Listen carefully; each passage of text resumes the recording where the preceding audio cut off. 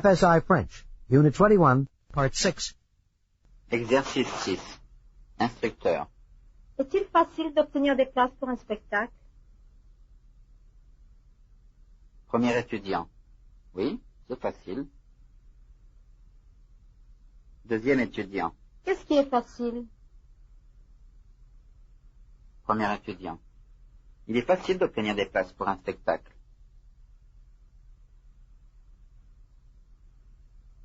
Est-il facile d'encaisser des chèques au porteur? Oui, c'est facile. Qu'est-ce qui est facile? Il est facile d'encaisser des chèques au porteur.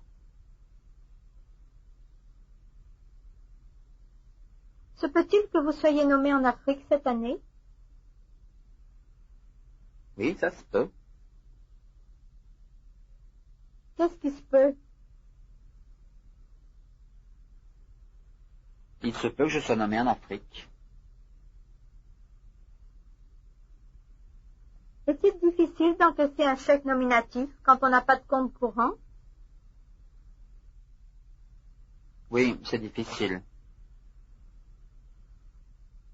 Qu'est-ce qui est difficile?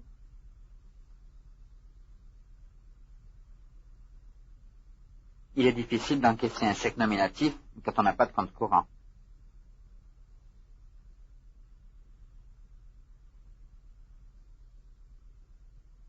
Est-il nécessaire que votre famille et vous passiez une visite médicale avant votre départ pour l'étranger? Oui, c'est nécessaire. Qu'est-ce qui est nécessaire?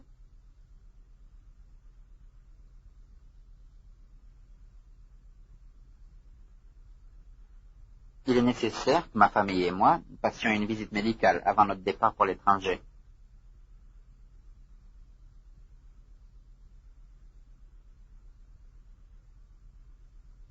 Ne serait-il pas préférable d'acheter des actions plutôt que de mettre son argent en banque?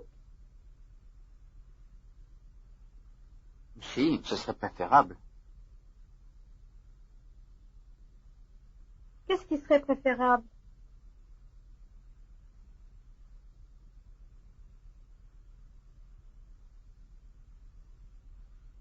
Il serait préférable d'acheter des actions plutôt que de mettre son argent en banque.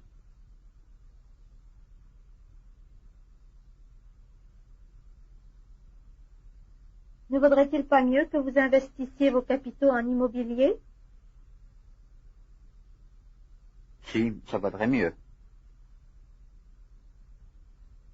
Qu'est-ce qui vaudrait mieux?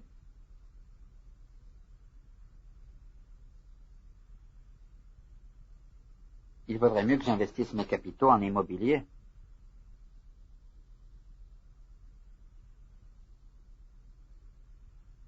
Suffit-il que vous fassiez vérifier votre voiture avant de partir et que vos papiers soient en règle?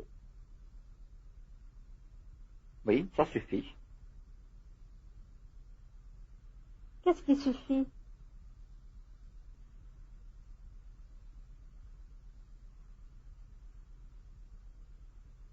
Il suffit que je fasse vérifier ma voiture avant de partir et que tous mes papiers soient en règle.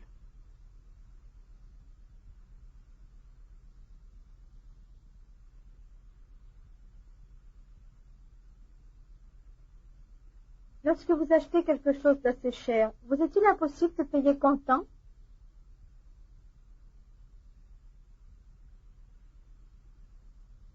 Oui, ça m'est impossible. Qu'est-ce qui vous est impossible?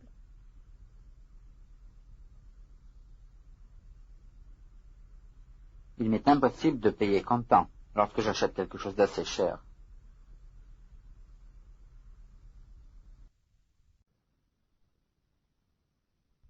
Exercice 7. Instructeur. Il n'est pas facile de résoudre ce problème. Étudiant. Donnez 3 réponses comme suit. Ce problème n'est pas facile à résoudre. Il n'est pas facile à résoudre. Il n'est pas facile de résoudre ce problème. Il est impossible de deviner les intentions de nos concurrents. Les intentions de nos concurrents sont impossibles à deviner. Elles sont impossibles à deviner. Il est impossible de deviner les intentions de nos concurrents.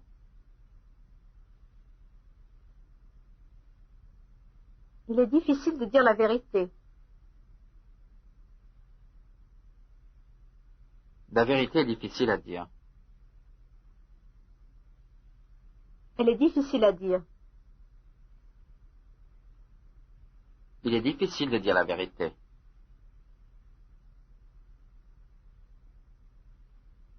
Il n'est pas amusant d'écouter les plaintes des gens.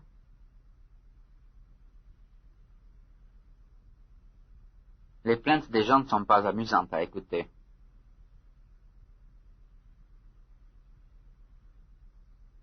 Elles ne sont pas amusantes à écouter. Il n'est pas amusant d'écouter les plaintes des gens. Il est intéressant de visiter les musées. Les musées sont intéressants à visiter. Ils sont intéressants à visiter. Il est intéressant de visiter les musées. Il est impossible d'obtenir les renseignements que nous voulons.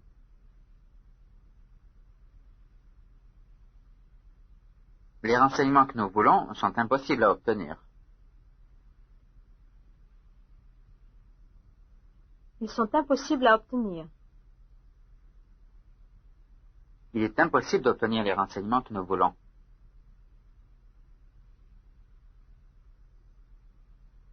Il est très difficile de forcer la serrure de notre coffre-fort.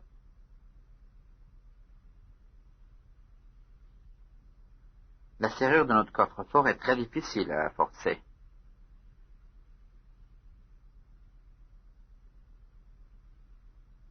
Elle est très difficile à forcer. Il est très difficile de forcer la serrure de notre coffre-fort.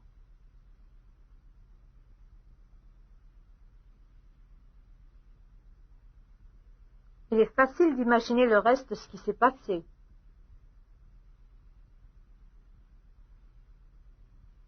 Le reste de ce qui s'est passé est facile à imaginer.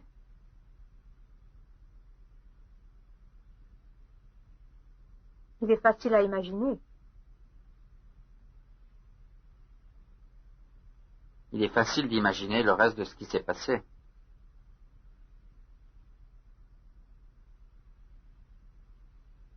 Il n'est pas facile de trouver la solution idéale.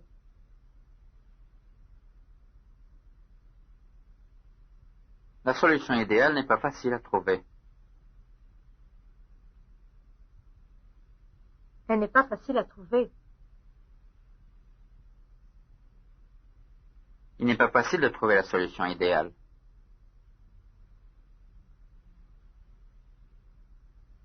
Exercice 8. Instructeur. Il est impossible de lutter contre le courant de cette rivière. Qu'est-ce qui est impossible? Étudiant. De lutter contre le courant de cette rivière. Instructeur. Est-il possible de lutter contre le courant de cette rivière? Étudiant. Non, c'est impossible.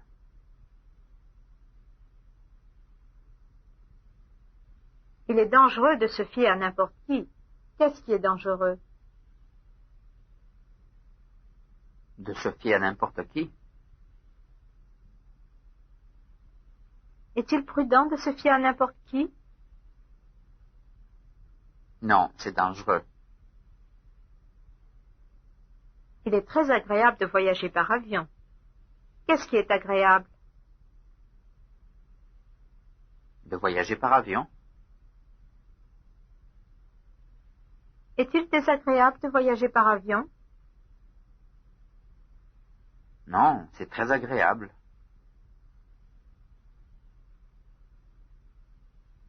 Il est tout naturel de réfléchir avant de faire quoi que ce soit. Qu'est-ce qui est tout naturel? De réfléchir avant de faire quoi que ce soit. Est-il rare qu'on réfléchisse avant de faire quoi que ce soit? Non, c'est tout naturel. Il est impossible de faire du bon travail dans les conditions actuelles. Qu'est-ce qui est impossible? De faire du bon travail dans les conditions actuelles.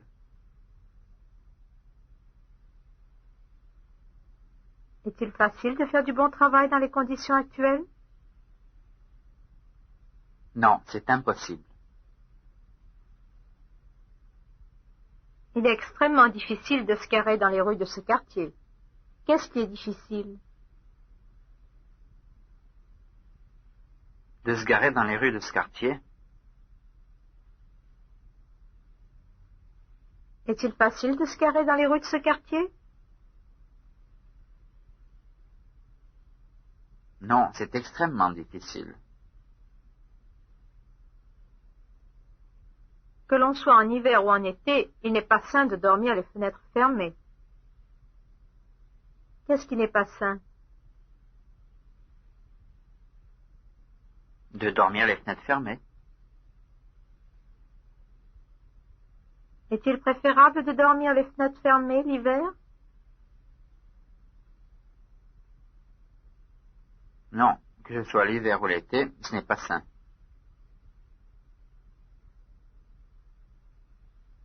Il est plutôt désagréable de se faire éclabousser par les autos lorsqu'on marche dans les rues. Qu'est-ce qui est désagréable?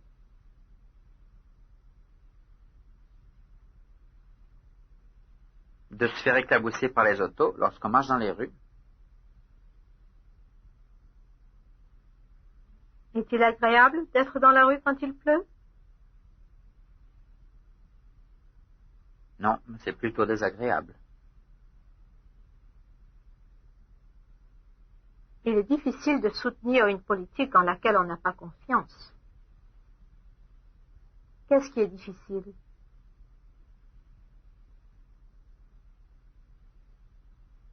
De soutenir une politique en laquelle on n'a pas confiance.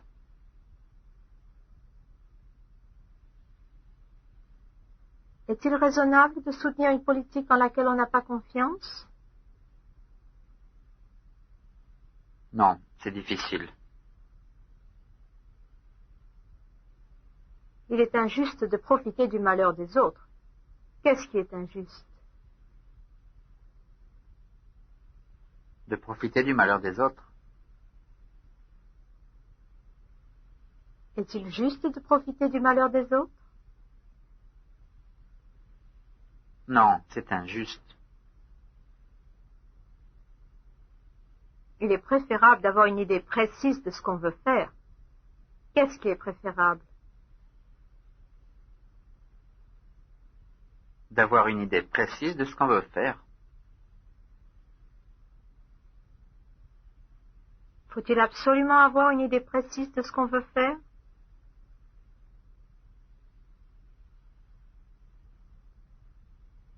Non, c'est préférable.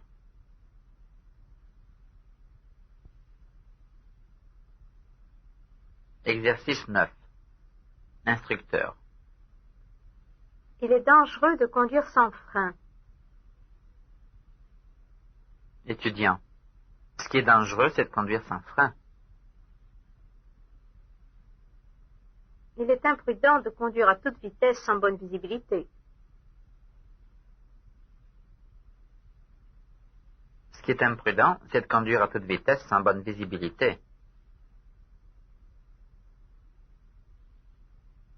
Il est inconcevable d'avoir de telles pensées. Ce qui est inconcevable, c'est d'avoir de telles pensées. Il est inhumain d'agir de la sorte.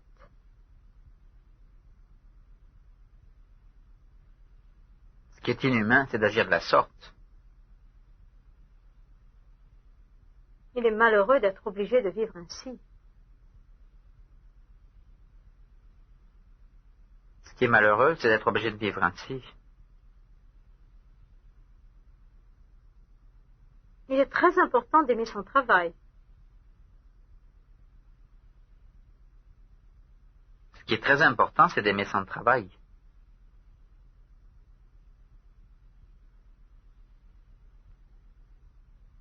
Il est essentiel de ne pas s'énerver, de conserver son calme.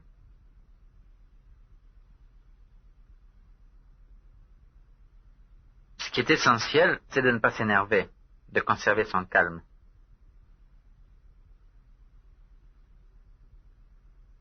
Il est inutile que vous vous en fassiez. Ce qui est inutile, c'est que vous vous en fassiez. Il est important, avant de partir en vacances, de faire réserver ses chambres à l'hôtel.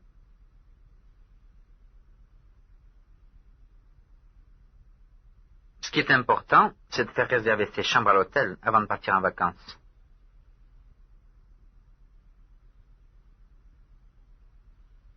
Il est étonnant qu'on ne puisse pas parvenir à un accord.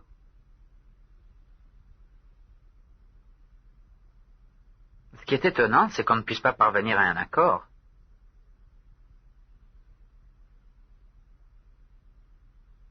Il est agréable de rentrer chez soi après un long voyage.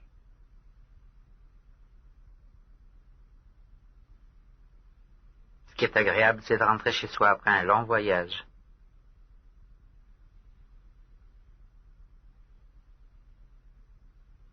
Il est décourageant de constater que les efforts entrepris par notre gouvernement ne servent à rien.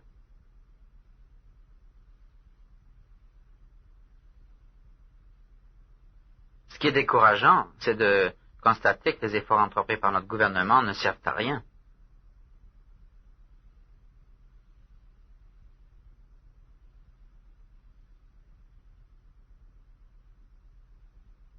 Exercice 10.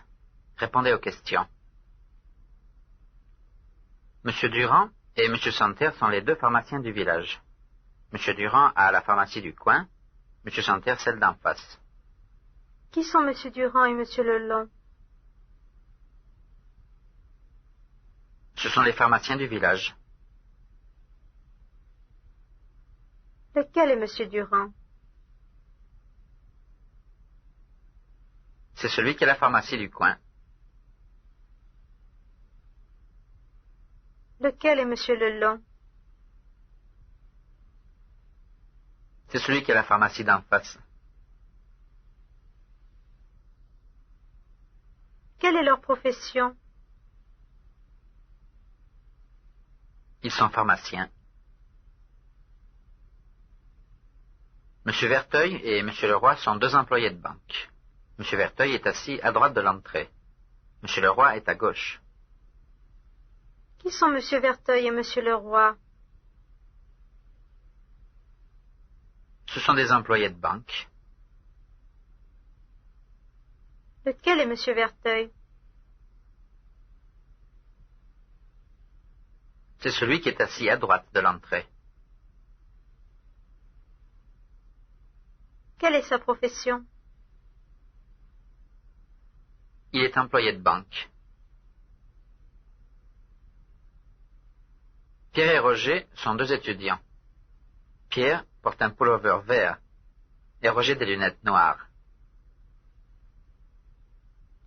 Qui sont Pierre et Roger?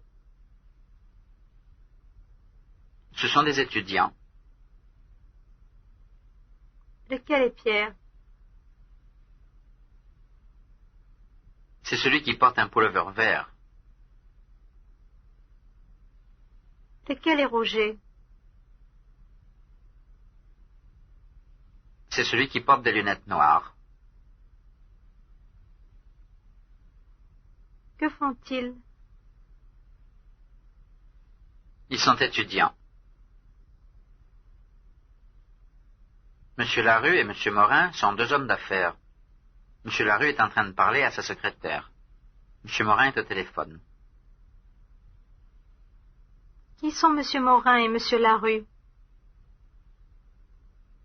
Ce sont des hommes d'affaires. Lequel est Monsieur Larue?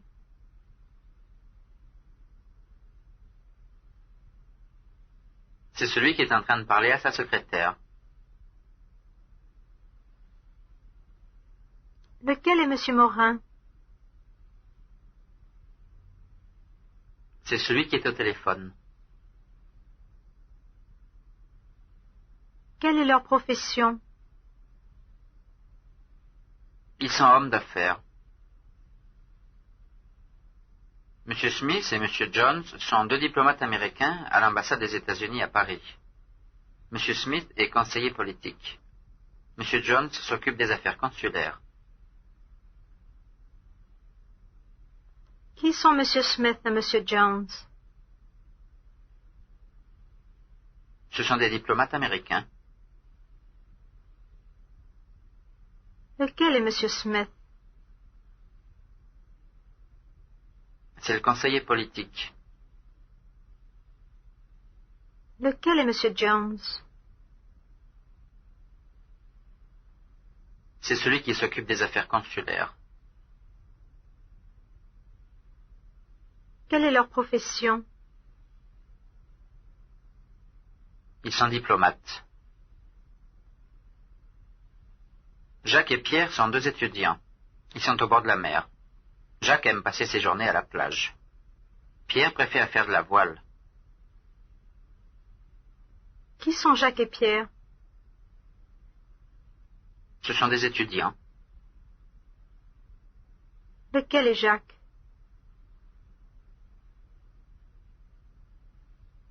C'est celui qui aime passer ses journées à la plage. Lequel est Pierre? C'est celui qui préfère faire de la voile. Que sont-ils? Ils sont étudiants. M. Lacour et M. Duvivier sont deux ingénieurs chimistes. M. Lacour travaille pour le compte d'une société industrielle. M. Duvivier dans un laboratoire pharmaceutique. Qui sont Monsieur Lacour et Monsieur Duvivier? Ce sont des ingénieurs chimistes. Lequel est Monsieur Lacour?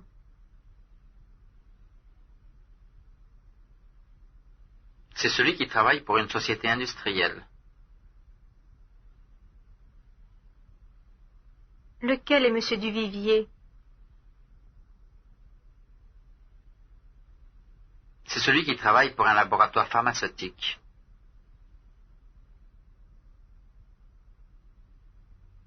Quelle est leur profession? Ils sont ingénieurs chimistes. Situation 1. Écoutez. Monsieur Morin demande à sa secrétaire si elle a traduit sa lettre. Celle-ci répond que oui. Elle l'a même laissée sur son bureau pour qu'il la lise. Il craint aussi d'avoir perdu des photos. Mais la secrétaire pense qu'il les a seulement oubliées chez lui. Avez-vous traduit ma lettre? Oui, monsieur, je l'ai traduite ce matin. Et où l'avez-vous mise? Je l'ai laissée sur votre bureau pour que vous la lisiez. À propos, avez-vous vu les photos que je vous ai montrées hier? Vous les avez reprises avant de partir, monsieur. Alors j'ai dû les perdre car je ne les retrouve pas. Êtes-vous sûr de ne pas les avoir oubliées chez vous? Je ne crois pas les avoir emportées. Pourtant, quand vous m'avez conduite en ville, il me semble que vous les aviez. Peut-être avez-vous raison. Situation 1. Répétez. Avez-vous traduit ma lettre? Avez-vous traduit ma lettre? Oui, monsieur, je l'ai traduite ce matin. Oui, monsieur, je l'ai traduite ce matin. Et où l'avez-vous mise? Et où l'avez-vous mise? Je l'ai laissée sur votre bureau pour que vous la lisiez.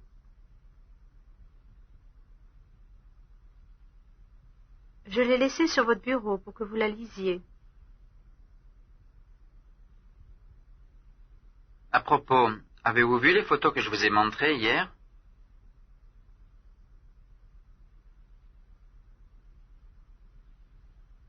À propos, avez-vous vu les photos que je vous ai montrées hier?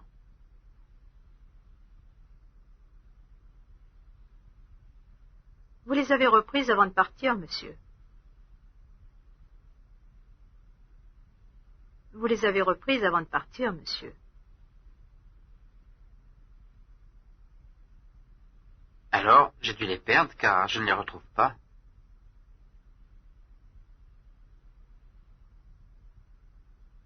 Alors, j'ai dû les perdre car je ne les retrouve pas.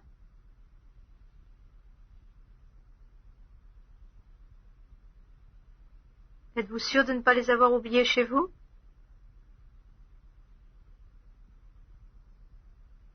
Êtes-vous sûr de ne pas les avoir oubliés chez vous?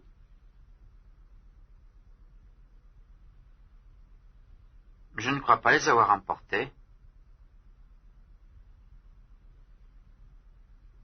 Je ne crois pas les avoir emportés.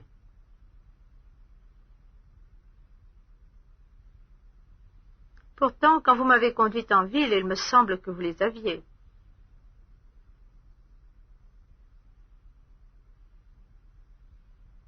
Pourtant, quand vous m'avez conduite en ville, il me semble que vous les aviez.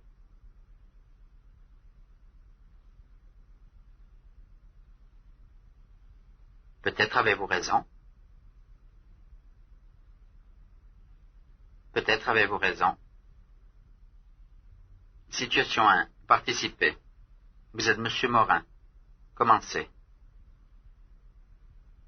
Oui, monsieur, je l'ai traduite ce matin. J'ai laissé sur votre bureau pour que vous la lisiez.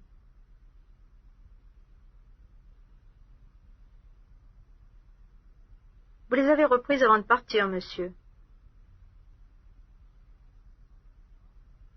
Êtes-vous sûr de ne pas les avoir oubliées chez vous? Pourtant, quand vous m'avez conduite en ville, il me semble que vous les aviez.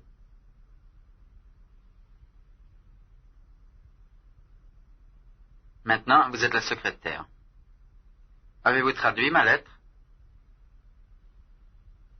Et où l'avez-vous mise? À propos, avez-vous vu les photos que je vous ai montrées hier? Alors, j'ai dû les perdre car je ne les retrouve pas. Je ne crois pas les avoir emportées.